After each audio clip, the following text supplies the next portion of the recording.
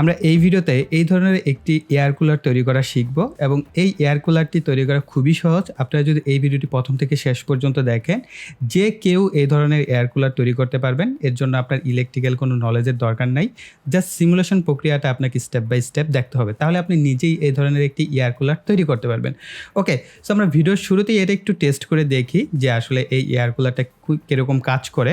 So এটার ভিতরে একটি মিস্ট মেকার ব্যবহার করা হয়েছে। যদি আমরা এটাকে অন করি, তো সবার প্রথম আমাদের একটা কাজ করব, সেটা হচ্ছে মোটরটাকে একটু অফ রাখবো। সো মোটরটাকে এই কারণে অফ রাখবো, অর্থাৎ আমাদের যে ফ্যানটা আছে, কুলিং ফ্যান, এটাকে আমরা কিছুটা সময় অফ রাখছি এই কারণে এটার ভিতরে কিছুটা ফগ জমার পরে, অর্থাৎ ধোঁয়া জমার পরে যখন এটা বের হবে দেখতে খুব সুন্দর লাগবে এর জন্য। সো আমরা এট ফার্স্ট আমরা যদি এটার যে মিস্ট মেকারটা আছে এটাকে অন করে দিই, তাহলে এটা পানি থেকে সেই পানিটাকে হচ্ছে মূলত আপনার ধোঁয়ায় পরিণত করে বা কুয়াশায় পরিণত করে, যার কারণে এখান থেকে আমরা আশা করতে পারি যে একটা ঠান্ডা বাতাস পাবো। সো মোটামুটি আমাদের দেখেন অলরেডি ধোঁয়া বের হচ্ছে। সো আমরা যদি এখন আমাদের এই এয়ার কুলার ফ্যানটিকে অন করে দিই, তাহলে দেখতে পাবেন একটা ধোঁয়া বের হচ্ছে এবং এটার বাতাস আমি এখন পর্যন্ত ঠান্ডা বাতাস পেয়েছি। বলে নানামুনির নানামত, একজনের এক এক রকম এটার উপর এক্সপেরিমেন্ট থাকতে পারে। আমি এটার এক্সপেরিমেন্ট করার পর যথেষ্ট ঠান্ডা বাতাস পেয়েছি এবং আমি পানি ব্যবহার করেছি একেবারেই নর্মাল পানি।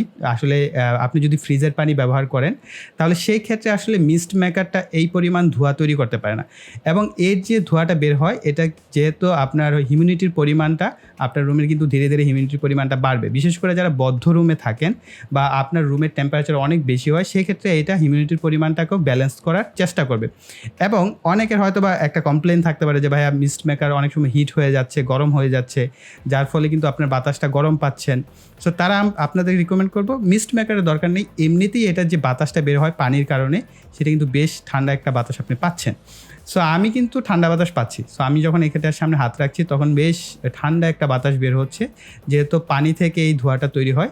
সো সেখান থেকে আপনি বেশ ভালো একটা ঠান্ডা বাতাস পাবেন। সো এটা হচ্ছে নিজের ঘরে তৈরি করতে পারবেন, এটার বাজেট দেখতে হবে কম টাকায়। একজন লোকের জন্য একটা এয়ার কুলার যথেষ্ট, কিন্তু আপনি যদি চান যে পুরো রুমকে আপনি এটা দিয়ে ঠান্ডা করবেন, সেটা কিন্তু আসলে ভাইয়া পসিবল না। কেন, এটা ডিআইওয়াই একটা প্রজেক্ট এবং আমিও এটা এক্সপেরিমেন্ট করে দেখছি যে আসলে এটার বাতাসটা কীরকম ঠান্ডা হয় বা এটা আসলে কতটা কার্যকর। তবে আমার কাছে মনে হচ্ছে আমি মোটামুটি বেশ কয়েক ফিট দূর পর্যন্ত বাতাস পাচ্ছিলাম এবং বাতাসটা কিন্তু আমি এই যে হাত রাখছি, আমি বুঝতে পারছি যে বাতাসটা মোটামুটি বেশ ঠান্ডা একটা বাতাস কিন্তু আমি এখানে পাচ্ছি। প্রথমত আমাদের একটি বক্সের প্রয়োজন হবে। বক্সটি হচ্ছে 10 ইঞ্চি বাই 7.5 ইঞ্চির একটি বক্স। আপনারা চাইলে সামান্য কিছুটা বড় বক্স নিতে পারেন। আমার কাছে এই বক্সটির দাম নিয়েছে 80 টাকা দামের মতো। এরপর আমাদের প্রয়োজন হবে এল শেপ টাইপের পিভিসি পাইপের। এই পিভিসি পাইপগুলো 2 ইঞ্চির কিছুটা কম, তবে আপনারা চাইলে 2 ইঞ্চি পাইপও ব্যবহার করতে পারবেন। এগুলোর দাম 25 টাকা বা 30 টাকা দামের মতো আপনার কাছ থেকে নিতে পারেন। এটি একটি এসি ক্যাবিনেট ফ্যান, অর্থাৎ সরাসরি 220 ভোল্টে এটি চালানো যায়। এগুলো হচ্ছে 12 ভোল্টের ছোট ছোট ক্যাবিনেট ফ্যান। চাইলে এই ধরনের দুটি ক্যাবিনেট ফ্যানও আপনারা ব্যবহার করতে পারবেন, অথবা এই ধরনের একটি 12 ভোল্টের ডিসি ক্যাবিনেট ফ্যান ব্যবহার করতে পারেন। এই ধরনের ফ্যানগুলো 100 থেকে 150 টাকা দামের মধ্যে পেয়ে যাবেন। তবে এসি ক্যাবিনেট ফ্যানের বাতাস কিছুটা বেশি হওয়ায় আমি এসি ক্যাবিনেট ফ্যানটি ব্যবহার করব। এই ফ্যানগুলো আপনারা 350 টাকা থেকে শুরু করে 450 টাকা দামের মধ্যে পেয়ে যাবেন। আমি এখন এই ফ্যানটির ভিতরের যে মাপটি আছে সেই মাপ অনুযায়ী মার্কারের সাহায্যে দাগ দিয়ে নিব।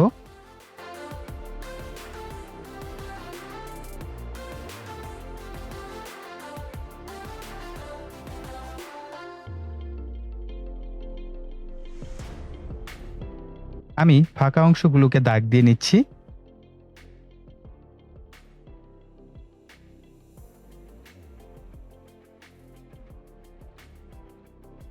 দাগ অনুযায়ী এখন আমি এটাকে কেটে নিব। তার জন্য আমি আমার যে সোল্ডারিং আয়রনটি আছে সেটি ব্যবহার করছি।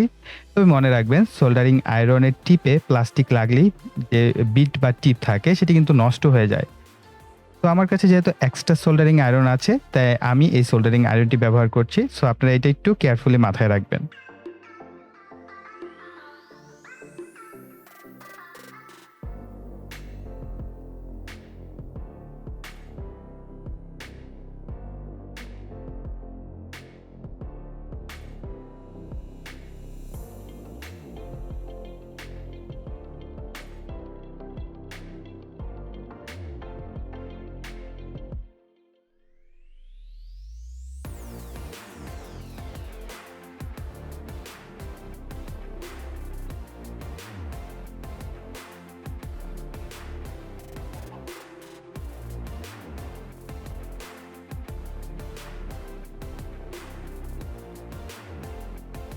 তো যাই হোক, অনেকটা সময় লেগেছে এই অংশটুকু কাটার জন্য।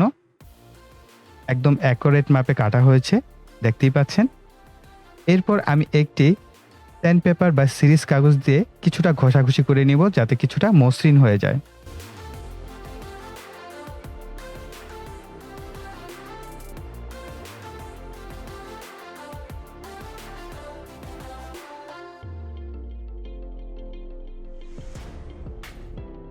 এরপর আমরা এল টাইপ যে পিভিসি পাইপগুলো আছে সেগুলোর মাপ অনুযায়ী দাগ দিয়ে নেব।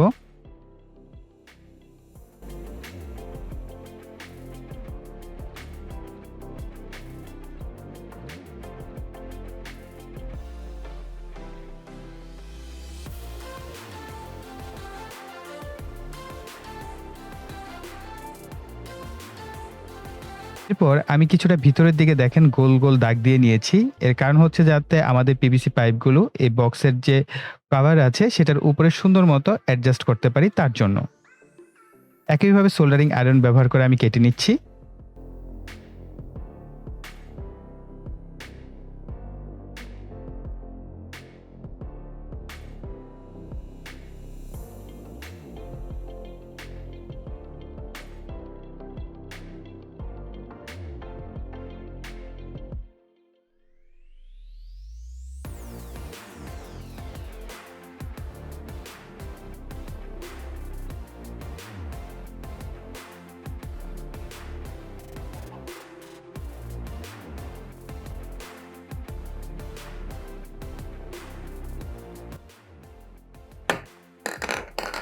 এখন আমি এই পাইপগুলোকে একটি ইয়েলো বা হলুদ রঙের স্প্রে রঙের সাহায্যে পাইপগুলোকে হলুদ রং করে নেব।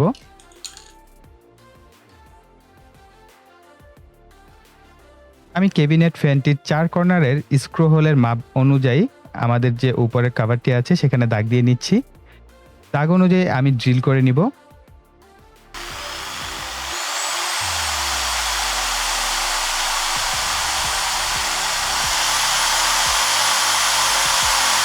আমি এই ধরনের ৪টি স্ক্রু ব্যবহার করব ফ্যানটি উপরের কভারের সাথে লাগানোর জন্য।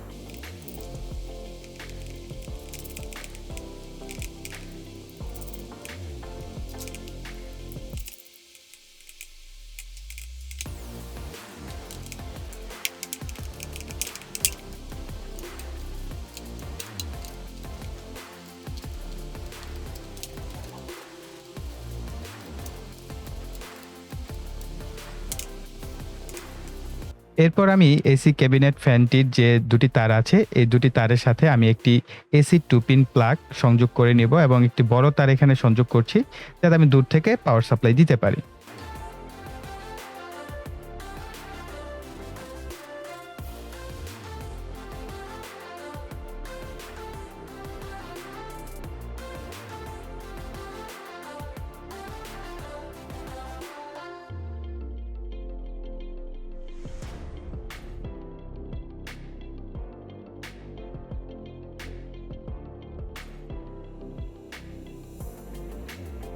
তারটি লাগানোর পর একবার চেক করে দেখা যাক আমাদের ফ্যানটি ঠিকঠাক কাজ করছে কিনা।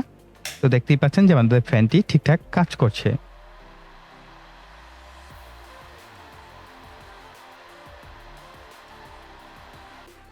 তো দেখতেই পাচ্ছেন রং করার পরে পাইপগুলো কিন্তু দেখতে চমৎকার লাগছে এবং কালারগুলো অনেকটা শাইনি কালার হয়েছে। তো যাই হোক, আমি গ্লু গানের সাহায্যে বক্সের সাথে পাইপগুলোকে লাগিয়ে নিচ্ছি।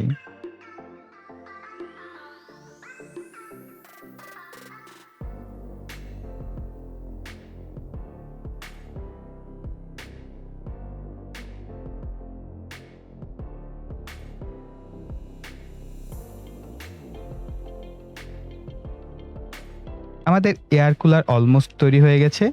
এখন আমাদের প্রয়োজন হবে একটি মিস্ট মেকারের। এই মিস্ট মেকারগুলো সাধারণত ইনকিউবেটরের ভিতরে ব্যবহার করা হয় হিউমিডিটির পরিমাণ ঠিকঠাক রাখার জন্য। এগুলো বিভিন্ন অনলাইন শপে আপনারা অনায়াসে পেয়ে যাবেন ৬০০ থেকে ৭০০ টাকা দামের মধ্যে। মিস্ট মেকারের সাথে ২৪ ভোল্ট ১ অ্যাম্পিয়ারের একটি অ্যাডাপ্টার পাবেন, আর পাবেন মিস্ট মেকারের ইউনিটটি।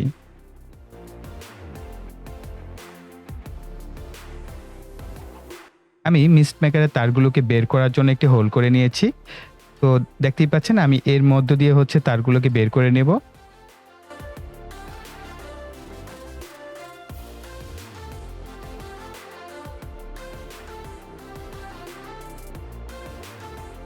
মিস্ট মেকারের সাথে এর যে অ্যাডাপ্টার আছে, অ্যাডাপ্টারটি এইভাবে সংযোগ করতে হবে। তারপর এসি সাপ্লাই দিতে হবে। এখন আমি বক্সের মধ্যে পর্যাপ্ত পানি নিয়ে নিচ্ছি। অনেকেই মনে করেন বরফ বা ঠান্ডা পানি ব্যবহার করলে ঠান্ডা ধোঁয়া পাবেন, কিন্তু বরফ বা ঠান্ডা পানি ব্যবহার করলে মিস্ট মেকার নষ্ট হয়ে যাওয়ার সম্ভাবনা থাকে।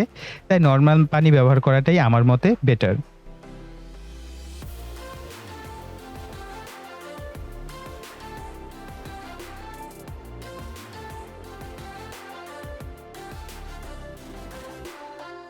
তো যাই হোক, প্রথমে মিস্ট মেকারটি পাওয়ার অন করে দিব। এতে করে মিস্ট মেকারের যে RGB লাইটগুলো সেগুলো আপনারা দেখতে পাচ্ছেন। সো আমার কাছে খুবই চমৎকার লাগে এই লাইটিংগুলো। তো কালারফুল জিনিস সবসময় আমার পছন্দ। আর দেখতেই পাচ্ছেন ভিতরের দিকে কিন্তু অলমোস্ট ধোঁয়া জমতে শুরু করে দিয়েছে। সো আমি কিছুটা ধোঁয়া জমিয়ে নিচ্ছি। তো যখনই কিনা আমরা এসি ক্যাবিনেট ফ্যানের সাপ্লাইটা দিব, তখন দেখতে পাবেন যে একটা ধোঁয়া বের হবে একসাথে অনেকগুলো। সেটা আমার কাছে দেখতে খুবই ভালো লাগে। ওকে, সো আমরা এখন এসি সাপ্লাইটা দিচ্ছি, অর্থাৎ এসি ক্যাবিনেট ফ্যানের পাওয়ারটা সাপ্লাই দিচ্ছি। আপনারা দেখতেই পাচ্ছেন বাতাসের সাথে ধোঁয়া বের হচ্ছে। এই ধোঁয়াগুলো কিন্তু বেশ উপকারী, কেননা পানি থেকে এই ধোঁয়াগুলো তৈরি হচ্ছে যা অক্সিজেনের পরিমাণ বাড়াতে সহযোগিতা করে।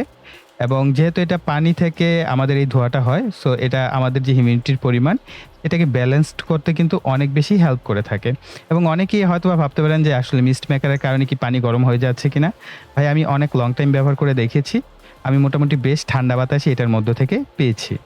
সো আমার কাছে কিন্তু এই বিষয়টা ভালো লাগছে, যখন কিনা আমরা ফ্যানটাকে অন করে দিই একটা বেশ ধোঁয়া বের হয়, এটা আমার কাছে দেখতে খুব প্রচণ্ড ভালো লাগে।